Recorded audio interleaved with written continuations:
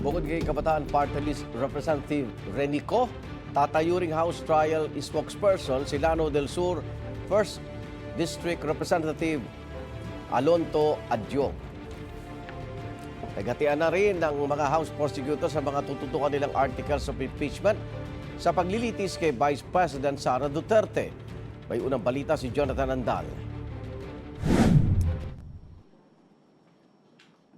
Sa sama-samang pagharap sa publiko ng 10 sa 11 impeachment prosecutors ng Kamara, buo ang kanilang kumpiyansa para sa nalalapit na impeachment trial ni Vice President Sara Duterte. Si Representative Jervil Luistro ang tatayong lead prosecutor. The evidence of the prosecution is strong. Ipinatawag ng Senate Impeachment Court si Vice President Duterte at binigyan ng 10 araw para sagutin ang impeachment complaint. Naniniwala ang mga kongresista kapag umusad na ang paglilitis, dapat sumipot ang bise.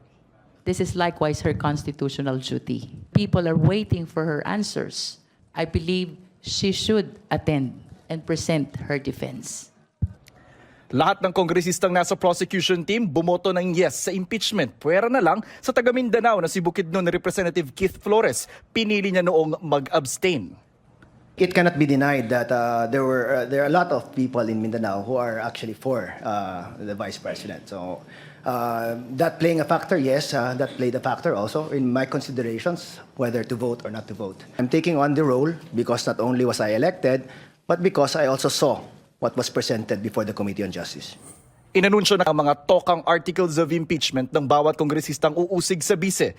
Sa Article 1, tungkol sa maring paggamit ng bise sa 612.5 million pesos na confidential funds, si Congressman Luistro ang mangunguna. Sa Article 2, tungkol sa maring unexplained wealth ng bise, si Congressman Terry Ridon ang lead. Sa Article 3, tungkol sa maring panunuhol ng bise sa ilang opisyal ng DepEd para paikutan ng mga batas sa procurement, si Congressman Joel Chua ang lead. Ang Article 4, tungkol sa banta ng bise laban sa Pangulo, First Lady at dating Speaker, si Congressman Lawrence Defensor ang mangunguna.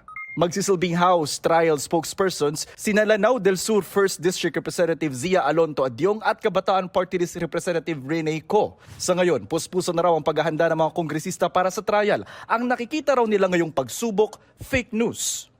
One of the biggest challenges that we face is fake news, trolls na mali ang ikinakalat na balita, maling ebidensya ang binabarina sa utak ng ating mga kababayan. Bago ang mismong paglilitis, magkakaroon muna ng pre-trial kung saan inaasahang magsusumite ng listahan ng mga ebidensya at testigo ang magkabilang kampo.